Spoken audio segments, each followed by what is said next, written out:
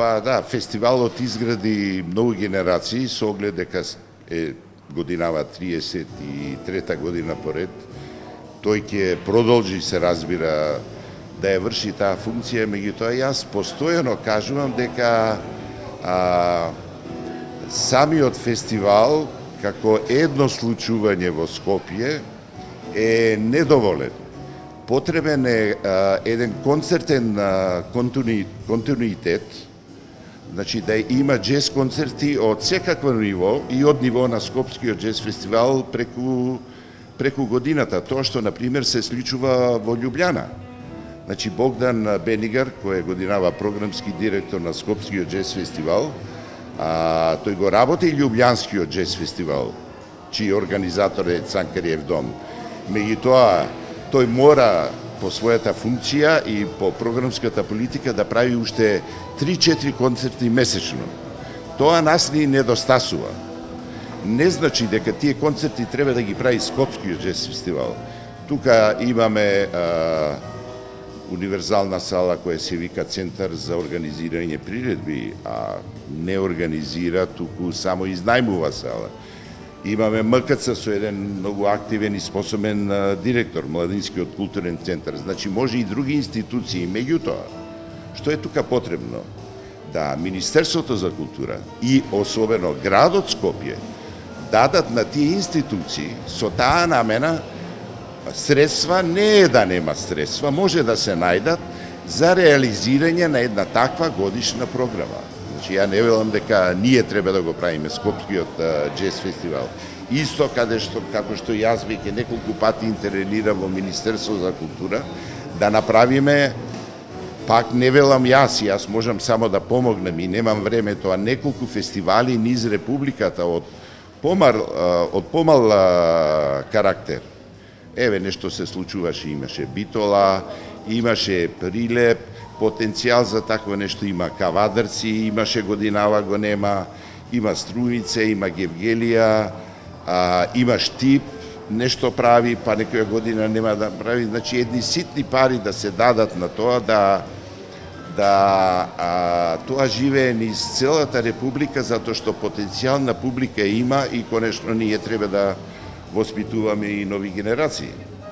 Затоа што ако ја видиме Бугарија, например, тама нема фестивал од ранг на Скопскиот, Белградскиот уште не е од ранг на Скопскиот, меѓутоа и во Србија и во Бугарија има уште 10 фестивали помали, кои се разбира на тој начин даваат повеќе шанси и за домашните джез музичари да имаат кај да свират.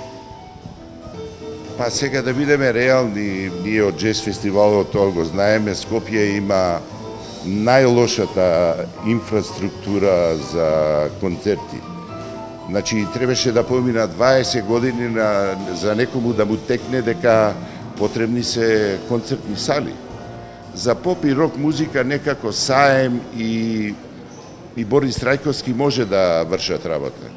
Универзална сала ја има малку негативен однос према проектот. Сметам дека е преголем со 3000 посетители замислени. Се надевам дека ќе се намале, бидејќи сепак знаеме кои типови на концерти се држат во универзална сала, еден капацитет помеѓу 1500 и 2000 е доволен. Меѓутоа и во момент кога ќе се гради универзална сала, мислам дека ќе имаме доволно простори за да тој хендикеп од 2-3 години го надминеме што ќе ја немаме додека се гради универзална сала. Мислам дека у меѓувреме најдоцна следната година ќе треба да се заврши филхармониската сала. Така да се разбира дека ќе се снаоѓаме. Добро е сепак што конечно се градат такви објекти. Па јас се обидувам повеќе не логистички да помагам, туку лобистички, тамо кај што треба. И мислам за тие фестивали треба Министерството за култура и локалната самоуправа секаде да одвои некои минимални средства. Од и самите организатори тоа не може да го издржат. Видовте и Порта Джез, тоа е многу тешко. Не се работи за големи трошкови, меѓутоа тие ги немаат.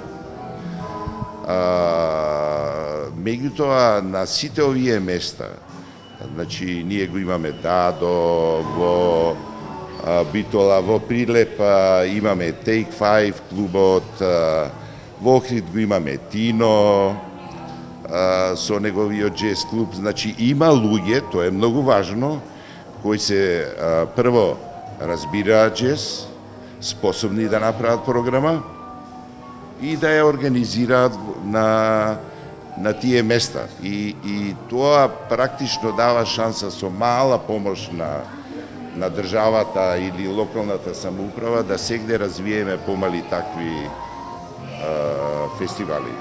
Јас одамна се залагам за што поголема децентрализација на културата. Некои при лобирањето, сега нема да именувам, од повисоките ешелони, знаат да ме прашат, ама чекај сега зашто ти лобираш за Прилеп Битола, заради тебе ти треба конкуренција.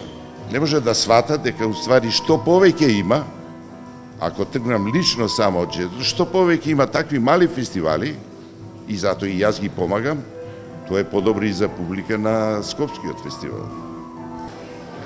Еден од рецептите за успехот е сигурно држење надвор од дневната политика и недозволување инфилтрација на политиката во фестивалот. Континуирана работа и континуиран тим, значи не се менува тим, не се менува организатор, еден на година еден директор, после ќе дое друг и така натаму. Така да тоа е едноставно, тој континуитет е многу важен за успехот, инаку веднаш да ви кажам, многу е, бидејќи фестивалот го постигна ова ниво практично на крајот на 80-тите години, на почеток на 90-тите. И кога ќе се сетам на целата историја, многу е потешко да го одржуваш нивото, отколку да стигнеш до него. А инаку, во текот на одржувањето на нивото, ако паднеш една година од вакви или онакви причини, нема враќање назад после.